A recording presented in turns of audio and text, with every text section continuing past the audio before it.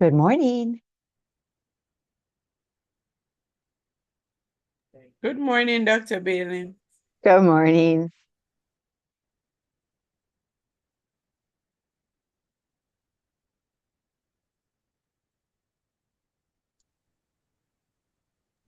And my peers, I'm sorry. Good morning. Good morning. We still have 2 or 3 more minutes, so if folks need a couple minutes to get ready, grab a cup of coffee, I just wanted to make sure that I had access and all the computer stuff ready. My Zoom did a major update this morning before I logged into the first call, so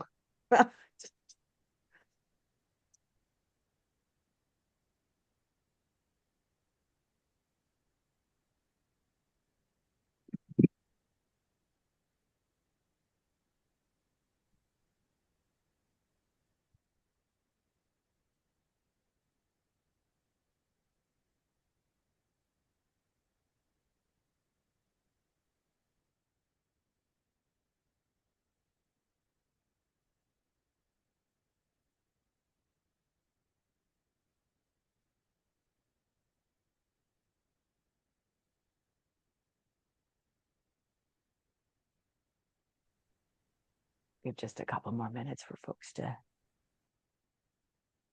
jump on.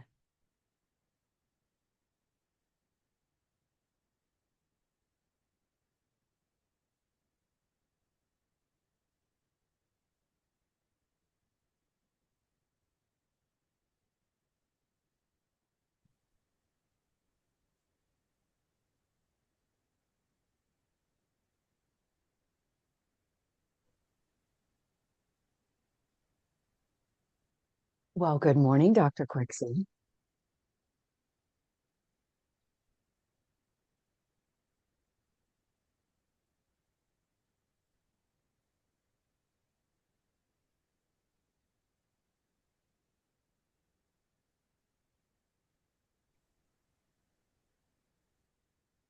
Good morning. We're just giving folks just another couple minutes. Okay. It is so good to be back. Is it really? It is. It absolutely is. Stop. Come on, Michael. It's like being long distance relatives. You get to see each other like once a year, if even. Oh, yeah, I'm so happy to see you, Dr. Smith. How you Yes. doing? Thank you. Yeah, no one has excuses about it's too early. Because when I was doing this, I was the early bird at, depending on what time of year, it was the 5 a.m. meeting. So early. Those are the best times. Yes, they are.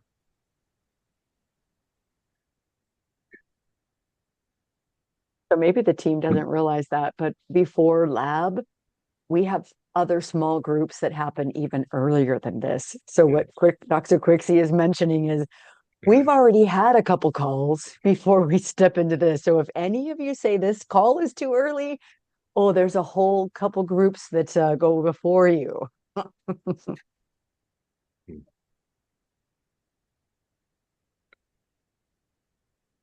Maybe let's just give it 1 more minute.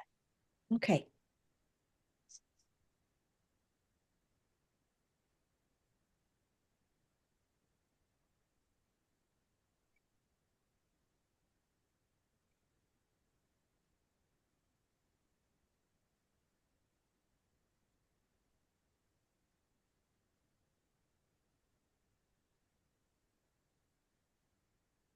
Good morning, Mamie.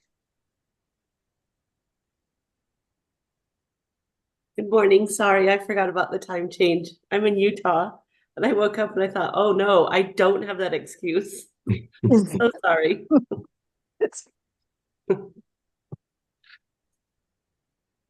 Congratulations on your race, though.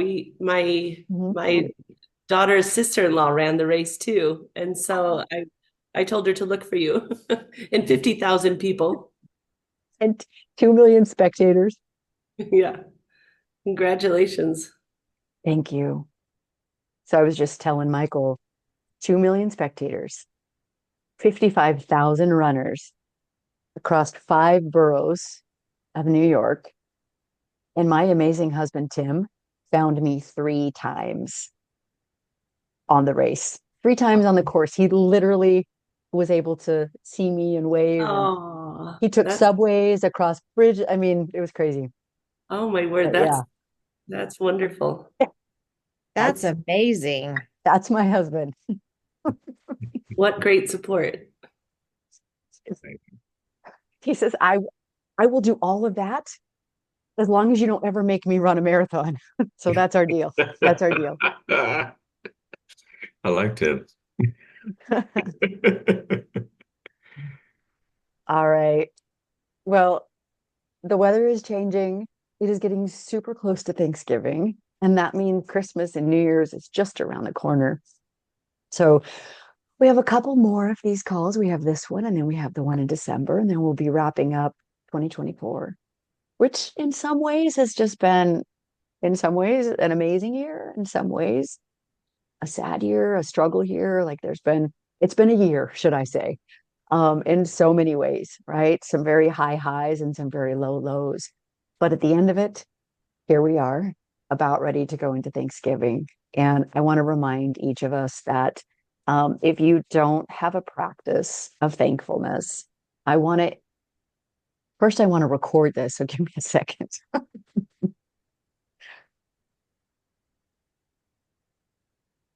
I woke up to a Zoom update. So I have some new fancy things that are in the newest.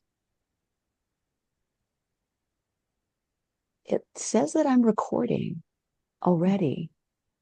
Mm-hmm. So that's something else, right? Is automatically recording. Okay, that's great. That's new.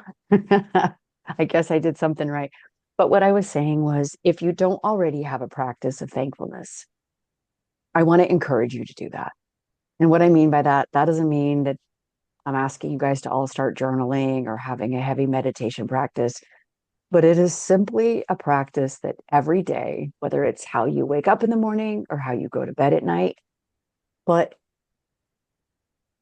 document, whether it's in your brain, in a journal, somehow, what are you thankful for? And stop there, right? Our brains, don't worry about the things you need to do or things that didn't go right. Our brains gobble that up. We love to just obsess on what's not right, what could be better, what needs to be fixed. Our human brains obsess about that. You almost don't even need to think about that stuff. What we do need to think about is what we're thankful for.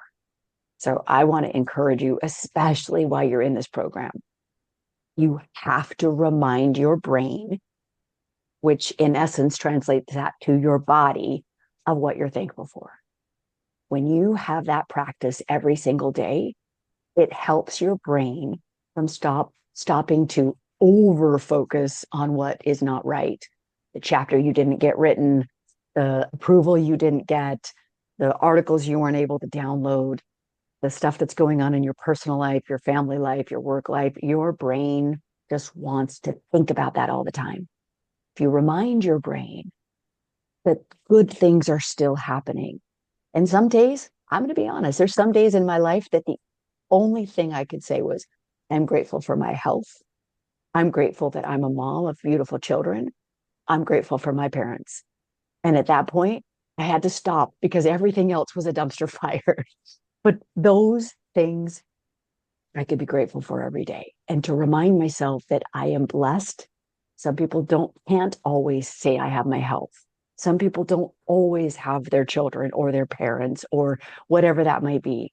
So I want to remind you that especially in this program where we get constant, like, am I smart enough? Am I good enough? Do I have enough grit to get to this program? I can promise you, you do. I can promise you, you are smart enough, but you have to stay focused on what is good and what you're thankful for. Okay. So take that message, do whatever you need to do with it. But find a way to have that in your daily life. You will thank me once it becomes a habit. And that may be something that you start being thankful for. I am thankful that I started a life of thankfulness. But think about that as we go into this holiday. It's not just about marathons and big Thanksgiving dinners, although that's a huge part of it. There are other things that we need to be thankful for. That brings us to our next topic. So today we're going to be talking about mentorship. And this is something that I am extremely passionate about. I don't know if you all know this, but I've created a mentorship program within Honeywell in our Women in Tech program. Last year, we had about 115 members. This year, we have close to 700, and we're in almost every country in the world. And it has brought such change of life to many people who hadn't had a mentor before. And equally as important, many of them had never mentored before. So I've got young ladies and even young men in my program that didn't think that they were experienced enough to bring value to other people as a mentor. And they felt really, really scared to be responsible for being a mentor in this program and with somebody's life, right? Their work life. But we probably ended up with about 230 mentors. And I would say more than a third of them had never mentored before in a formal program. And I can't tell you the testimonials that I've heard throughout this program, throughout this year, of how they themselves have grown and how grateful they are for what they learned from their mentees. So I'm sharing this with you because it not just in that Women in Tech program, but I see it within this cohort.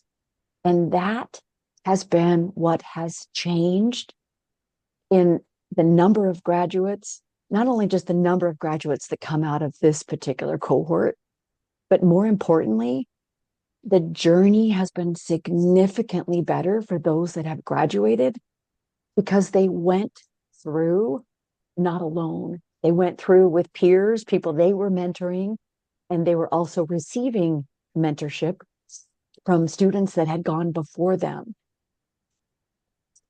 About 2 years ago, I think I've told you guys the story, but about 2 years ago, I used to have a one-on-one with every single one of my 25 learners.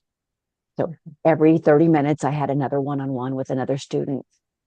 Hi, Quixie, how are you doing? What are you working on? What's next? What help do you need? And I repeated that 25 times. Forget about the volume. I mean, that's kind of what I'm paid to do, right? But I stepped back and I said, I'm hearing the same struggles. I'm hearing the same story 25 times, and I'm learning a lot. But I'm the only other one in the room. There was no other one. Just for instance, just Quixie and I in the room. So when Quixie had an aha moment, when she had a struggle, when she had something that Dr. Behling, I don't think I can get past this. Like, I don't know the path forward. Okay, well, did you try this? Did you try? Oh, no, I didn't try that. Let me try that. And then the next month, oh, Dr. Behling, I tried it. I did amazing. No one else was hearing that or learning from it. So about 2 years ago, and Quixie, I don't remember if you were in the pre and the post. We should have done a dissertation, a research project just on that. But then about 2 years ago, I said, you know what? The students are going to learn so much more if they're grouped with other learners that are in very like this a similar part of the journey, whether it's the struggle of writing chapters 1, 2, and 3, going through AQR, IRB, and defense, or the third group, which is the students that have already collected their data and they're getting ready to write up their results and their chapter 5, move through form and formatting, and get on to graduation. So at that point, I put the students into 3 different groups. And I will tell you that I went from having, on average, about 2 students graduating a year to 10 or more. And the difference wasn't Dr. Behling. The difference was that I was asking the same question and I was getting the same response. Okay, Mamie, what are you working on? When is it due? What's next? What do you? But Quixie's in the room, Lupe's in the room, Jaitanya's in the room, and they're hearing that student's feedback. And they're going, oh my God, she's struggling like I am. And then they were connecting offline. They were learning from each other. They were asking questions. They were starting to understand that nobody goes through all processes the same. No one goes through every process as a rock star and just aces every single milestone. Everyone has a different journey, but together they were learning faster. They were feeling more confident. They were sharing their highs and lows. And it was a significant contributor to their grit and to them thinking, if she can do it, I can do it. Because she was just struggling with this last month and I was feeling sorry for her. And then now she's done it. So that brought a whole different component, because then it's not just Dr. Behling mentoring, but it's that peer-to-peer mentorship that somehow I can tell you guys something 10,000 times. But we get a fellow student up on stage to say the exact same thing, and you guys are like, oh my God, that's brilliant. That's so smart. Oh my God, I'm going to try it. And I'm like, okay, I've been telling you this for literally a year. But sometimes hearing it from another student, translating it in a different way, or internalizing it just a different way from a different mentor feels different. It sounds different, and it's maybe a different way of being consumed. So today we want to talk about that a little bit, because what we've seen is that as soon as a student achieves a milestone, especially when it's fresh, they have some really good feedback because it's fresh. They just went through it. They just remembered what didn't work, what worked really well, what they would recommend to their younger selves, things that they wish that they would have known when they went through it. But unfortunately, they didn't. They had to learn the hard way.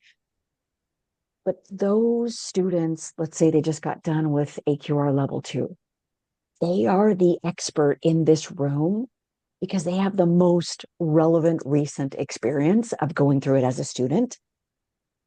And when a younger student, someone who's earlier on in the process, reaches out to them, their advice feels so good. It feels so hopeful. And so I've been talking and meeting with Michael and Quixie, and they had a fantastic idea of how to put a little bit more structure around what we've already been doing organically. And for those students that are new to this cohort, let me explain. So you've got students that just graduated, like Tubi, Quixie, Gaetania, Mary, Talego. They not only received heavy mentorship from the 5 that went before them, that graduated before them, but they also just organically became the unofficial coaches and mentors to other students in the classroom that were like, I totally don't understand what Dr. Bailing's asking me. Or would you mind to just sit with me for half an hour? Because I don't understand why my IRB is so stuck, or I don't understand what I'm doing here. And I feel so stupid. Can I just ask you some really stupid questions?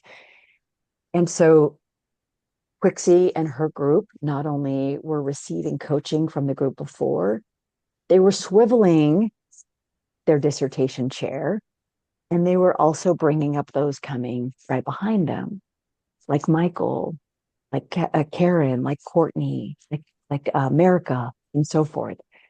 So this has been happening for the last 2 years, and I don't want you guys just to hear it from me. I'd love maybe if Quixie, Michael, Mamie, if you guys could give a little bit of a testimonial on what has been your experience with mentorship. And then I'd like to turn the stage over to Michael and Quixie, who have a process that they'd like to share with everybody on how we can offer both mentorship and also raise our hand to be mentors so that you're also part of this if you haven't yet raised your hand or if you need that kind of support. So with that, Quixie, would you mind just to give a little bit of a testimonial of how this experience impacted your journey? Absolutely. Well, good morning. I see some familiar faces and some new faces. I have gone through this program, and when I first started with Dr. Behling, she was my second chair, and I was at a place where I didn't think I would get through this process and was really struggling connecting with my first chair. So I took a break, a very short break. And then when I came back, I was blessed with Dr. Behling. And from that moment on, I knew that things would be different. And when I first started with Dr. Behling, I was one of those learners that was meeting with her one-on-one. And this was pre-COVID, before I knew Zoom, before I knew how to even log on my computer. And our first meeting was supposed to be on the computer, and it ended up being a phone conversation because I didn't even have Zoom downloaded. I didn't know what that looked like. So I came in struggling with Dr. Behling, and she still has hair. So she didn't call out because of me. Um, and then just when I first got in, I was isolated still because we were doing the one-on-ones. I didn't know the other learners. I didn't know that I knew she had 25 other learners, but I didn't know them. I didn't have anybody I could connect with. So when Dr. Behling brought us all together in small groups, the first day was an aha moment for a lot of us. And then we were able to just start connecting even through the chats, and we shared phone numbers. And so going from being a single learner to a group learner and then making lifelong friends through that process was amazing. And when Dr. Behling was talking about the learners that graduated before me, the 4 or 5 that graduated before I did, I was one of those learners where I was on Zoom meetings one-on-one with them or in a group of 2 or 3, and they were struggling going through the IRB application, for example. I wasn't ready for the IRB. I was still in the AQR. So I stopped what I was doing and I pulled up videos and I was talking to them, and they were completing the IRB as I was listening to the videos and guiding them feedback, or, guiding them through that process. And I wasn't even there, but it helped them. And then it helped me know what was coming next. And then the tables shifted where I would call them and they would guide me through different steps. And then it just continued to morph from there. And as I look on the screen, there are several of you that I reach out to once a month, and sometimes more often with some of you, and say, hey, how are you doing? What do you need help with? Just checking on you, just for that encouragement, because there are times where you do feel like you're on an island by yourself. There are times where you feel like you're stuck and you don't know what's coming next or how to get unstuck. But it's just that reaching out and saying, hey, you're not alone. I've got you. There's somebody, ahead of you, somebody behind you. And for me, Dr. Behling, there were times where she had to pull me from the top. And then there were times where she ran behind me and pushed me. And that's why she's a marathon runner today, is because she had to pull me and then she had to run behind me and push me. We all get that way. We all get stuck. We all have moments where we're the head of the pack and we're doing great. And then we have a hurdle that we trip over. And so Michael and Michael is one of your learners that he was in one of my groups as I was ahead.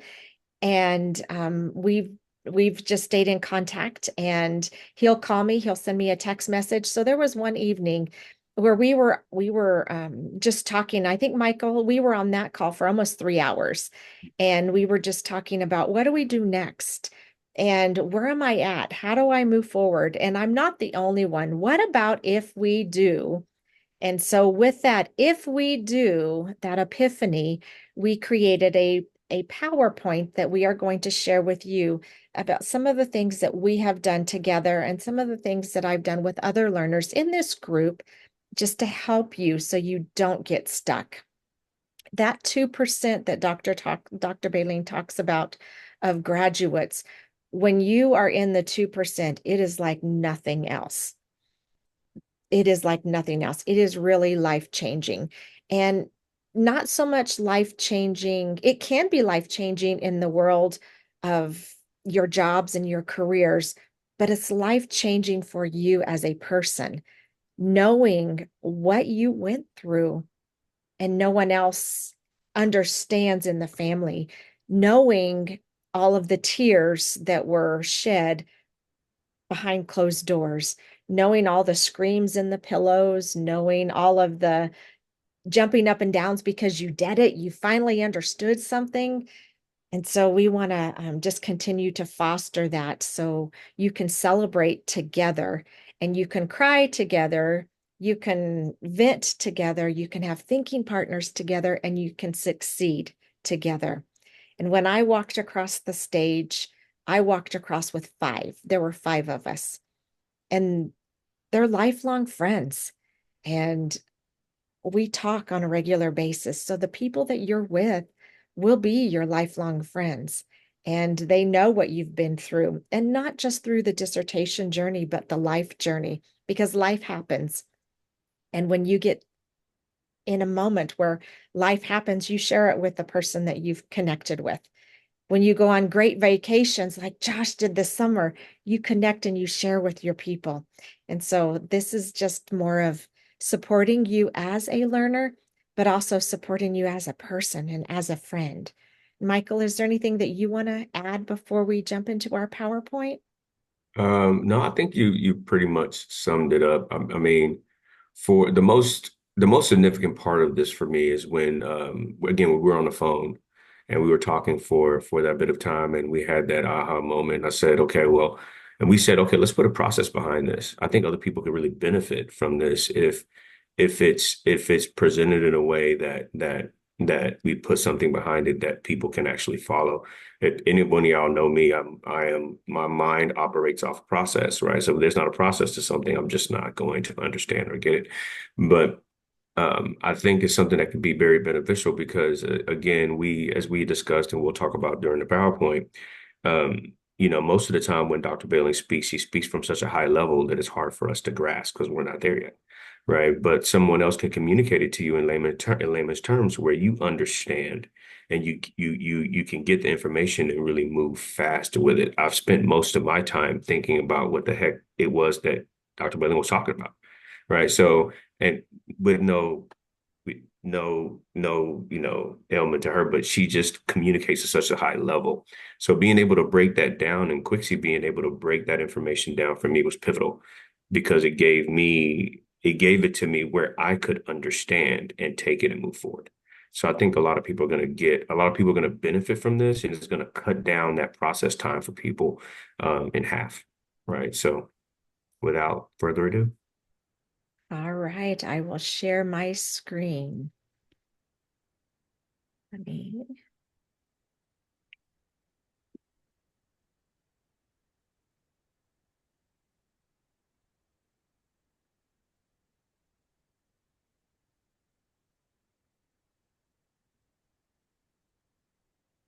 All right. Are you seeing the presenters mode? You're not, are you?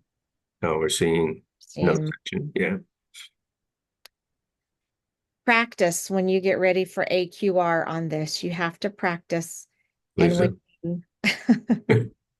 when All right, is that better? There it is. All right. So what we are talking about is Mentor for Success. And this is a PowerPoint that Michael and I put together. And then we actually shared it with Dr. Behling. Dr. Behling did not ask us to do this. She did not suggest any of the information in here whatsoever. This was something that Michael and I put together, and then we presented to Dr. Behling, and we were asking her for her input. Would this help the other learners? So We titled it Mentor for Success. And Michael, I'll let you start with the introduction.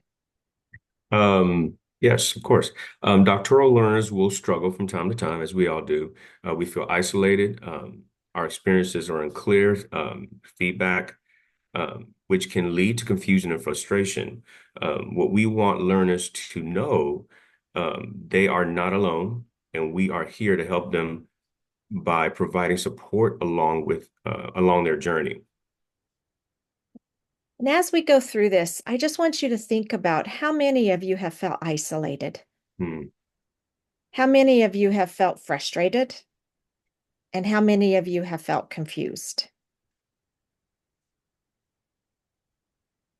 So the purpose of this is to help learners become successful and reach their desired outcome, which is to become a doctor. You wouldn't be in this program if you didn't want to further your education, further your career, and become a doctor. And what we find is that oftentimes if we get stuck, we are wasting time, we're wasting money, and we increase our stress levels. So putting this together will hopefully decrease those stress levels. It provides you with an accountability partner, someone to help you stay on track, and someone to help you along the graduation journey. And Michael, I'll let you touch base on this one. When Michael talked about mentoring backwards, was such an aha moment for me. So Michael, I'll let you share that. Well, mentors, you have to feed the information forward and you have to feed the information backwards. Backwards is important. And what that means is as we get the information, we guide the mentees through sections of the mentors, what we just completed. So let's say if one person, or number one, let's see, one person just successfully completed chapter 3, they can help somebody that is concurrently going through their chapter 3, right? And also you have an open line of communication. So as a mentor, you must be consistently open to what that mentee needs, right? So if somebody needs something from me, I'm available to them, right, at all times. And that person really becomes your friend, right? And you have to have a heart in order to communicate with that person on a consistent basis because they're leaning on you for real-time information, whatever struggles they may have. You may be reachable in a timely manner, right? So you have to be somebody that's open to being communicated to, right? So you have to be reachable. Like I can text Quixie at any time and she'll give me a response back within the next couple of hours, right? And say, okay, this is what needs to happen. Let's set up a call. Do you need anything? You have to consistently check in with that person. And I think that it'll be good for a mentor to have either one or two mentees, depending on Dr. B's caseload, and in order to grow that particular person. So we don't want any potential mentors that might be on this call to be overburdened with like 3 or 4 mentees. So those 2 things are important. Those 4 things are important. The ability for you to feed that information backwards to that individual, which is anything that you have successfully completed, anything that is helping you, that help to guide you through that process. You're able to give it to that person in real time because first of all, that information is fresh to you, right? And you're able to communicate it in a way that they will get it, right? I hope everybody understood that because it's a pretty critical part of being the mentor to the mentee.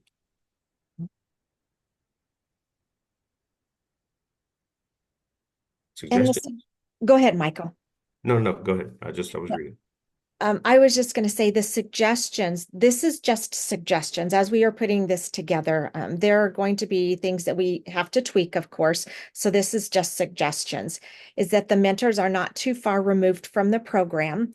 And that's because once you're removed, then you forget. If you're not actively in it, you are going to forget. And to have regular communication and check-ins between the mentor and the mentee. And being responsive, being able to respond to your person within 24 to 48 hours. And the support is helpful when you can share via Zoom and have those meetings so you can share your screen, share your documents. Those are also helpful tools as we've learned through this process. And going through this process, Michael and I talked about the 8 levels and 7 supports. And so what that looks like is level 1 would be the prospectus. Level 2 would be the proposal, which would be chapters 1, 2, and 3.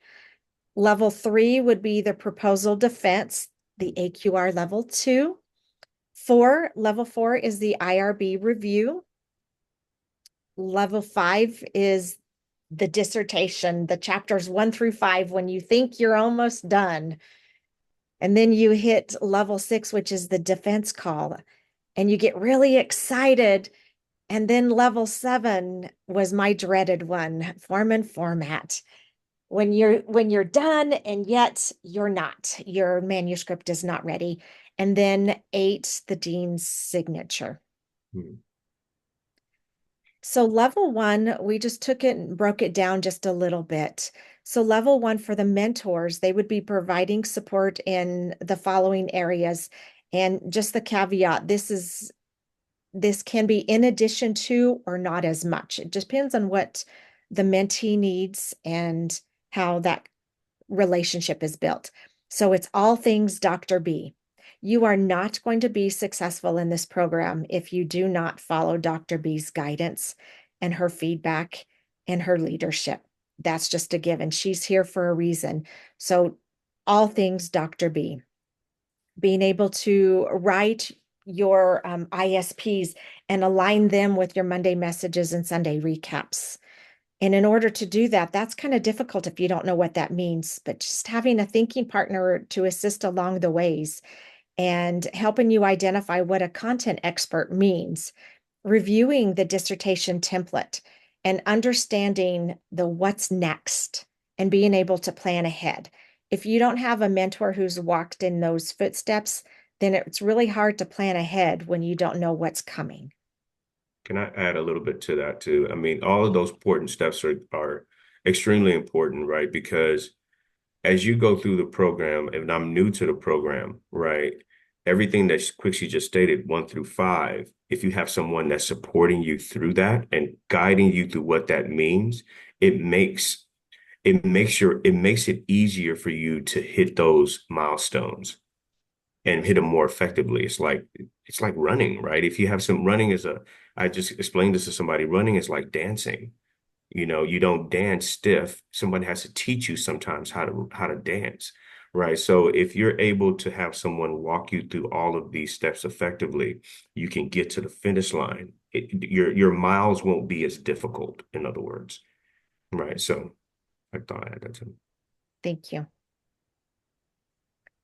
Level 2, and this part, level 2 is the longest and the hardest level. So you have to complete the draft of chapter 2, the draft of chapter 3, chapter 1, and successfully defend in your AQR level 2. So we broke this one down. Asking any clarifying questions, understanding what and how the 10 points support your study. That is so important to connect early on versus later on. And mental support with feedback, explaining the feedback, having that thinking partner, learning the tips and tricks along the way, and understanding what's next and being able to plan ahead. The lit review, the mentor will help provide support in the following areas of clarifying questions. And again, using the GCU template, dissertation template, to help you guide each section. Looks like chapter 3 is also in level 2, and it goes back to the same as chapter 2, is clarifying questions, being that mental support, explaining the feedback, having the thinking partner, sharing tips and tricks for chapter 3, and supporting the what's next and planning ahead. Chapter 3 under level 2 is understanding what field testing means. Answering any clarifying questions, the do's, the don'ts, understanding what's next, and planning ahead. Chapter 1. As you know, when you get into this process, you write the chapters, you do not write them in order. And so now we're writing chapter 1. And again, answering any clarifying questions, that mental support, providing the feedback, being the thinking partner, and understanding what's next to help the mentee plan ahead. And as you can see, we are still in level 2 because level 2 is the longest haul and it is the hardest haul. And here, your mentor will help you with clarifying questions, provide guidance with combining chapters 1 through 3, guidance with submission, sharing tips and tricks that were learned along the way, and review your PowerPoint with you and provide suggestions, because as you get ready for defense, you need to practice and you should have your PowerPoint ready. And one way to do that is to have your mentor work with you through that process. And once you've successfully moved through AQR level 2, Michael, I'll let you go ahead and talk here. Oh, okay. Once you successfully move through our AQR level 2, as a mentor, you want to get that person ready for the next stage of their process. So you're gonna meet with that person. You're gonna answer any questions that they may have. You're gonna ask. You're gonna support and review their PowerPoint as needed, which is important. Me and Quixie did this, and she helped me, walked me through my PowerPoint template. I went over my PowerPoint with Quixie, and she provided any feedback that was needed. And when I first went to it, it was rough. Okay. And then we were able to polish it. But you need that's what I mean. As Quixie was excellent, okay, because as a mentor, she gave me the appropriate feedback without being critical, right? She just said, "Hey, Michael, this is what you have going on. These are the things that you need to work on." And I appreciated that. And then she shared her tricks. She shared the things that she had learned. Okay, she shared any templates that she may have had. Okay, use this. I think you should take this section out. And that made it a better flow for me, right? And it made me take out any unneeded verbiage, right? And also, the most important thing is she helped me to stay scripted. So big, so big. Okay, instead of rambling, she told me, "Michael, stick to your script," which was huge for me, Quixie. I didn't get a chance to tell you that, but it was huge. But just walking a person through that process, because you've already been there and you've already done that, will help that person will help with so much clarity. And as you're mentoring someone else, and somebody else that's ahead of the game is mentoring you, it makes it for a better flow, right?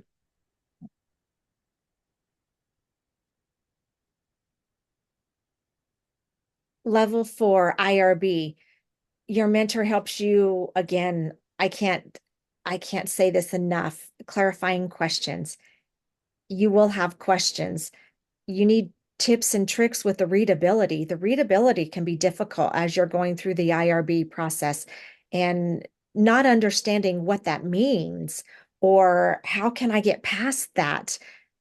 Your mentor has already been there. They already know the tips and tricks that they learned from their mentors and ones that they've picked up coming along the way.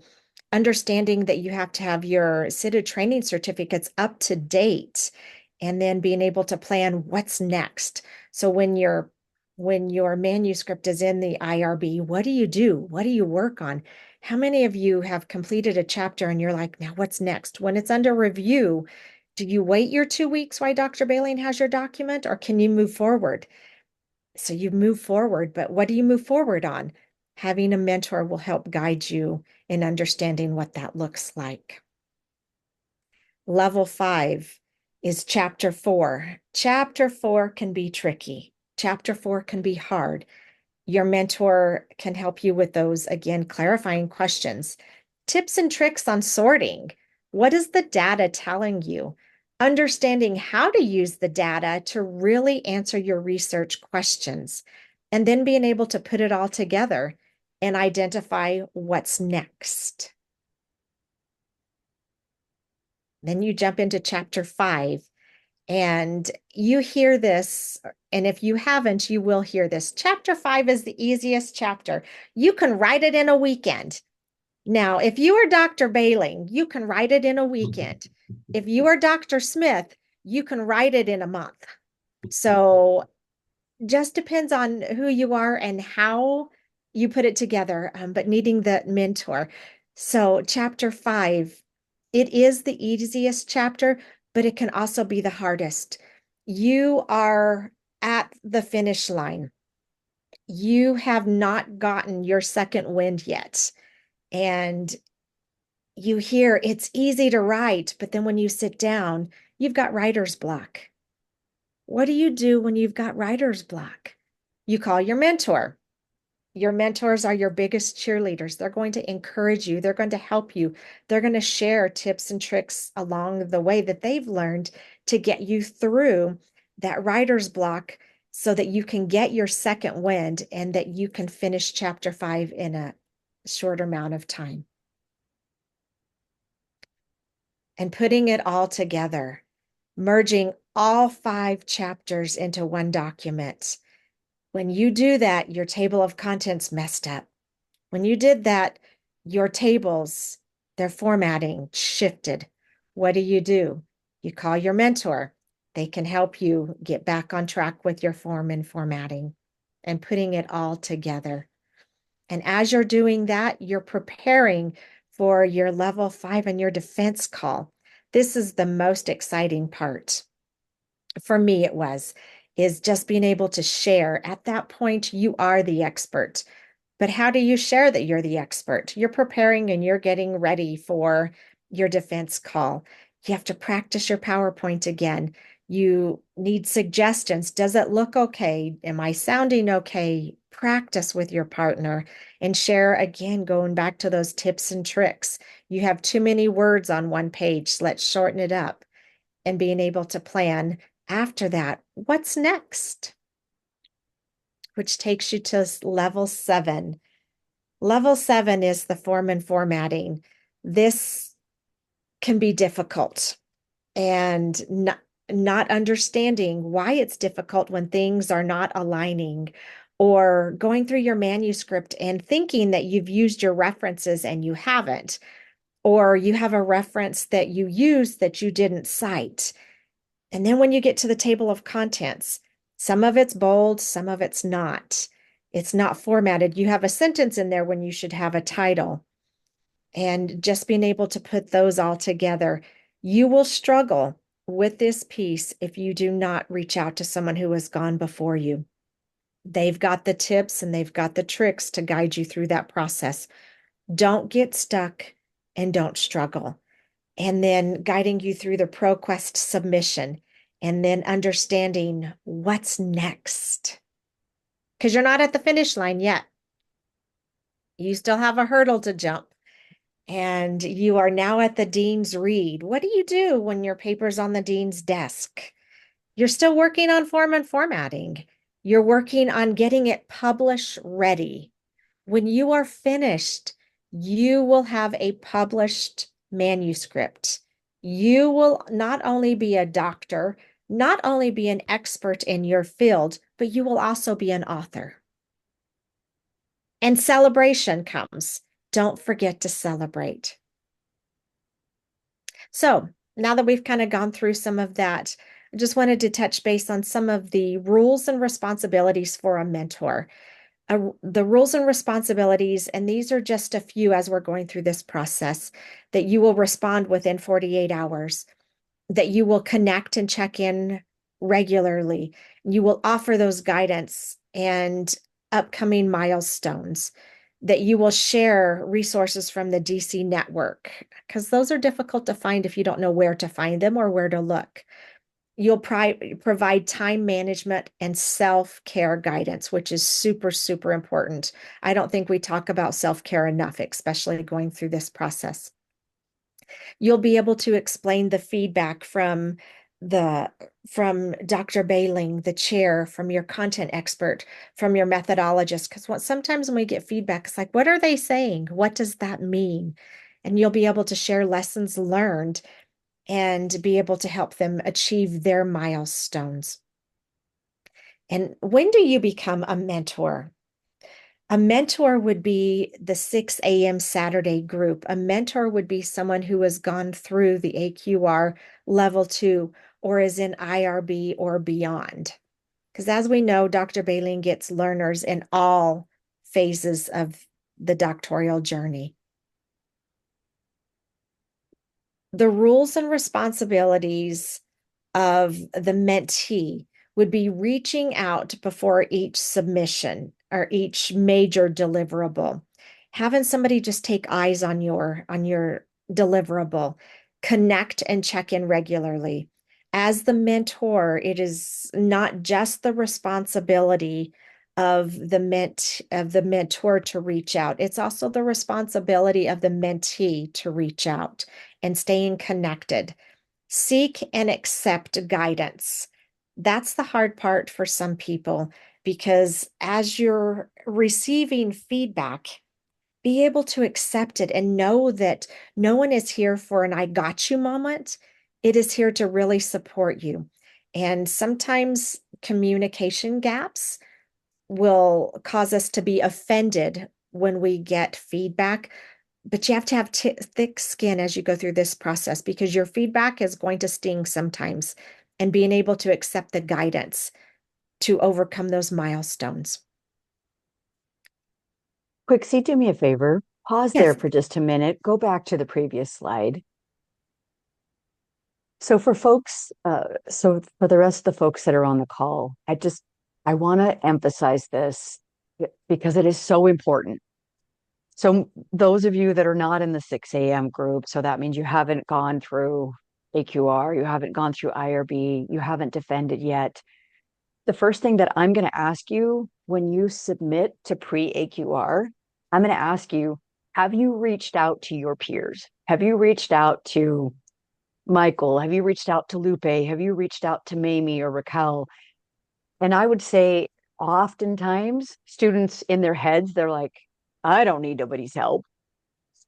Maybe not, but I have everything documented that you need in order to successfully be submitted for those major deliverables. But the one thing that slows students down is if they went too fast, they were overconfident, they weren't careful enough, or they didn't reach out to peers to just double check and give them advice for things that they may have missed. So oftentimes, if a student says, hey, I don't need anybody's help, they submit it to me, and then I do my review and I send it back and I'm like, hey, but you still have bubble comments. You don't have all your scores done. You didn't do this. You didn't do this. And then the student gets overwhelmed because they're like, oh my God, Dr. Behling, you're being so critical. You found so many mistakes. And I'm like, we have a checklist and you have support. And so I can't stress enough, even if you think you're 1,000% ready for that next deliverable, it is always going to save you time, effort, stress, and money if you utilize the support system that is around you, both in your small group, but also in those mentors that have gone ahead of you. So I just want to encourage you to put your egos aside, put your excitement to move fast aside. It is well worth the time and effort to reach out to someone who's gone ahead of you, to do these things that you're seeing here. You will move faster in the long run and you will have less stress. So Quixie, this is probably my favorite slide out of your and Michael's entire presentation, because this one thing has been the differentiator between students that move through process quickly and with the least amount of stress and frustration, and those that did not use their resources around them and tried to fight through it by themselves. So thank you. I'm going to turn the time back over to you, but I wanted to emphasize how important it is to be a great mentee in this program. Yes, absolutely. Thank you for that, Dr. Behling. Now, how do you become a mentee? Becoming a mentee is just being under Dr. Behling. First of all, I think she's the greatest chair, not just in GCU, but in the chair world. And you've got the best chair. And being a part of her group will help you succeed. I can't stress that enough. She's amazing. Now, being a mentee, that is in the 8 a.m. group, the new learners or the learners that have not gone through AQR level 2 and IRB. And Dr. Behling is the one that pairing for the process. So Dr. Behling will be the one that will pair the mentors with the mentees. So as learners, we move through this process, and Dr. Behling has that balcony view while we're in the trenches. And so she'll be able to know who's at what phase and where they're at and whose personality would match better with whom, and be able to set that all up. And Michael, here's yours. Call to action. It begins with you, right? So small group, are you ready? 8 a.m., are you ready? So as we prepare to do this, right, if you want to become a mentee, you have to have a heart to do so, right? You have to have a willingness, or a mentor, you have to have a willingness and a heart to do so. We want everybody to participate in this because we know the significance of it, right? And we know how effective it's going to be. I know how effective it's been for me. If this would have been something that was in place for me when I first started, I think my journey would have been a lot more easier, right? When you start, you don't speak Dr. Behling. You don't speak the language of a doctor, but Dr. Behling speaks the language of a doctor. So you need someone that speaks your language, that can interpret what Dr. Behling is saying and feed that information backward to you to make sure that you understand. But in order for you to become a mentor, or you have to have a heart in order to do so. I encourage everybody that has been through this process and knows the struggles of this process to become a mentor to somebody else that's going through it, that's coming before them, or becoming, well, after them. You understand what I'm saying. But I can't emphasize the importance of this enough, and especially for this particular group under Dr. Behling's leadership. She's been very amazing in what she does, and I think that adding another layer to what she already is doing, and creating a process behind it, is going to help so many people. So we encourage everybody that is here, that has the ability to do so, to become one, so that we can make this better for the people that are coming up. Thank you. And I just want to say that this is not a GCU practice. This is not a GCU push for mentors. This is really a Dr. Behling thing. And if you want to be successful the Dr. Behling way, then I encourage you to really link arms with each other, and you will become a doctor. You will be successful through this process, and you will get through quicker, and you will get through, you're still going to have trials and tribulations. You will have trials and tribulations, but having somebody to link arms with you, you will get through it, and you will have the grit to really push through. And Dr. Behling, would you like me to share the last slide for the assignments, or do you want to talk about it? I'll do that individually, one-on-one. So first, class, join me in thanking both Michael and Quixie. Like I said, they did this on their own, by themselves. This process has been informally happening all around us for the last 2 years. Students that have passed a milestone have swiveled their chair and turned around and mentored the next younger group coming in behind them. And it's been happening for the last 2 years. But as Quixie and Michael have paired together so much to help both of them get to graduation, they said, Dr. Behling, I think there's some students in your group that have not leaned into this yet. Maybe they haven't raised their hand to be a mentor, volunteered informally, but we wanted to make sure, and they've done a wonderful job of putting a process behind it, as Michael said. So this process has been going on for 2 years, but now there's more of a structure around it. And so it's not mandatory for anybody. You don't have to be a mentor. You don't have to be a mentee. You can do your journey. We have work instructions. I'm a very process-oriented person. This is all happening already. But I'll be reaching out to you individually to see if you'd like to have a mentor. And for those that have gone through these milestones according to this process, I will tap you on the shoulder as well and see. I'm almost positive that my whole 6 a.m. group already has mentees in one way or another, but I'll be reaching out to them to put a little bit more information behind it to let them know which mentees are quant or qual, what part of the process they're in, and so forth. So don't feel any kind of pressure. This is not taking on additional responsibility. This is what the graduates that have gone before you have been doing for 2 years under the Dr. Behling method. So Quixie, Michael, can't thank you enough for taking what's already been floating in the air and locking it down into a process that we're going to be able to duplicate for students and students and students that come behind you. So thank you for leaving this legacy behind. It's a gift that I can never thank you enough for. And with that, I want to thank the class for all you do to help each other. I see it. I see it in your congratulations. I see it in how you raise your hand and say, hey, I can help you with that. I learned Max QDA in a weekend, or I didn't learn it in a weekend and I was supposed to. So there's been so many stories. And I can't wait to continue to bring more and more mentorship into every one of my students' lives.